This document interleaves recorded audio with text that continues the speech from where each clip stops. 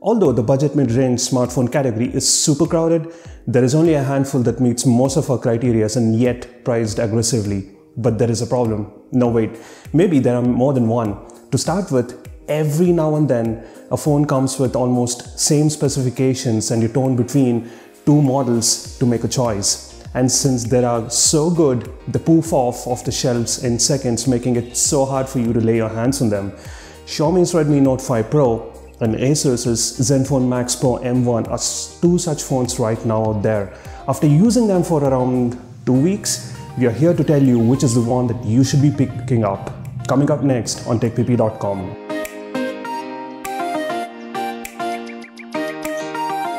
Hey guys, this is GK from TechPP, and before we get started, make sure you hit the subscribe button and the bell icon to get notified for all these videos that we are coming up with. When it comes to the design and the build, both the phones are divided by just a gram or two, weighing around 180 grams. With a typical slab-like design, the overall finish is top-notch along with the buttons being well done. Both phones come in different colors, but the black and the blue variants are the ones that stand out. The Zenfone's camera doesn't protrude and it has a tray with 3 slots for 2 SIMs and a micro SD card as compared to the hybrid SIMs tray on the Redmi. The fingerprint scanner on the Redmi is a tad better, with the depth and the size being almost perfect so that you don't miss it when your hand slide through. But for a phone housing 5000 mAh battery, the Zenfone has this up its sleeve, weighing nearly as much as the Redmi Note 5 Pro. 5.99-inch IPS LCD displays with around 400 ppi. Both the displays have excellent viewing angles and the colors are punchy enough for a good media consumption. While the Redmi comes with a Corning Gorilla Glass protection, it struggles with the auto brightness going right. The Zenfone has no protection on its display and is a couple of notches better when it comes to the touch sensitivity. With their taller 18:9 aspect ratio and slimmer bezels, barring those issues that we mentioned, both the phones do well for an everyday use. Under the hood, both the phones house a Qualcomm Snapdragon 636 processor with Adreno 509 GPU, with 4GB of RAM and 64GB of internal memory on the variants that we've got here. As long as one's data and images are well managed and the habits are good, there shouldn't be any issues. So far, we've spoken about the commonalities between the two phones, but this is where the major differences come in.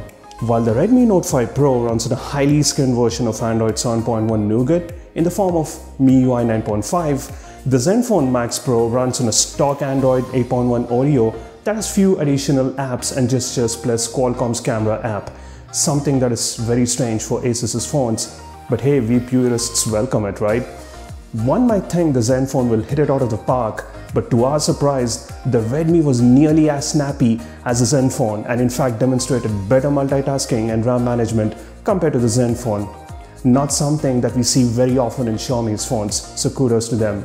Considering the similar hardware, both the phones had no issues when it comes to playing games ranging from light titles such as Candy Crush to heavy titles such as Asphalt 8, even on elongated durations. There was of course that rare jerk or a frame drop, but none that you would have to fret about. If we were to nitpick, the Zenfone was a tad snappier, observed especially when it came to heavier titles. The screen transitions were way faster between the two. There were no overheating issues as well, and the sound output via the loudspeaker too was acceptable. And finally, the cameras. This might well be one of the two deciding factors in making a choice for your phone. The Redmi comes with a 12 megapixel and a 5 megapixel shooter, the latter for depth sensing, and the Zenfone comes with a 13 megapixel and a 5 megapixel shooter for the same reasons, with an LED flash. The major difference here is that the Redmi Note 5 Pro comes with EIS support in the videos. The Redmi comes with a typical MIUI camera app with few filters here and there and those typical modes, and the Zenfone comes with Qualcomm's camera with tons of modes. But a surprising thing here is there's no panorama mode. Strange, huh? The focusing and the overall processing speeds are good on both of them, but the intuitiveness of the way the options are laid out and some of the improvements are better on the Redmi. For instance, the way to dive into the portrait mode for the front and the back cameras on the Redmi is different and confusing, and the way to activate the portrait mode on the Zenfone 2 is tedious. Asus has been pushing a lot of updates for bettering the camera, while the Redmi is still waiting for its 4K video taking ability that the Zenfone already has. Between the two, the Redmi produces accurate colors, a better dynamic range.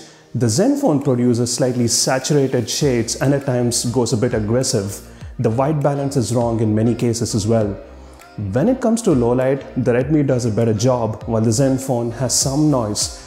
But there is one case where the Zenfone does well, handling light flares. The portrait mode on the Redmi is better with better bokeh effects. The selfies on the Redmi are way better too, including the portrait mode.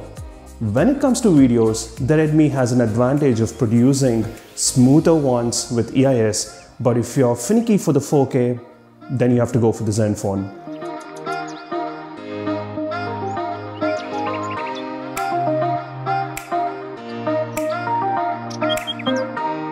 The Zenfone comes with 25% bigger battery than the Redmi, and there is no fast charging out of the box as well. Both phones take somewhere between 2.45 to 3 hours to charge up fully. It's a no-brainer that the Zenfone lasts longer with its higher capacity battery, but both phones will take you through a full working day and no matter what loads you throw at them. The Redmi might give you somewhere between 6 to 7 hours of screen on time, while the Zenfone might give you an hour or two extra depending on the way you use it. Surprises continue with both the phones providing excellent signal reception and call qualities. While the Zenfone has VoLTE support on both of its SIMs, the Redmi has 5 GHz Wi-Fi support that the Zenfone lacks. The Fingerprint Scanner on the Redmi is super fast, yes, really fast, while the one on the Zenfone is a slowpoke in spite of many updates that has fed into some improvements. Alright then, let's take it to the verdict. When it comes to budget phones, most of them out there make the pinching obvious right from the word go. The mere fact that these two phones do not exhibit that quality is an indication of the amount of hard work that has gone into making them to what they are for their respective asking prices. To make it easier for you, let's look at the pros and cons of both the phones. The Redmi Note 5 Pro lacks a dedicated microSD slot, but makes it up by including Corning Gorilla Glass protection on its display. While the Zenfone Max Pro can boast about its dual 4G VoLTE ability, it lacks the 5 GHz Wi-Fi support and the IR blaster as well. The MIUI 9.5 on the Redmi is still based on the Android Nougat, but the stock Oreo on Zenfone lacks the polish that it has to. So, if it's the cameras that you're looking for, then blindly go for the Redmi Note 5 Pro, and if it's the battery that is more important to you, then it's a Zenfone Max Pro. While some would rate stock Android over MIUI, the software on Zenfone still needs some polishing.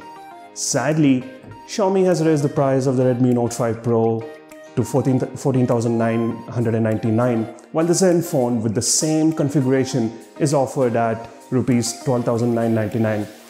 If that 2,000 rupees is going to be hard on you, then go with the Zenfone and you'd still be happy. While you're on the quest of getting these phones, may we warn you that it's very hard to get them as they get sold out in seconds. We really hope that the companies stock up well so the buyers get to make their purchases. Which one did you pick and for what reasons? Tell us more in the comments. Until the next time, may the tech be with you.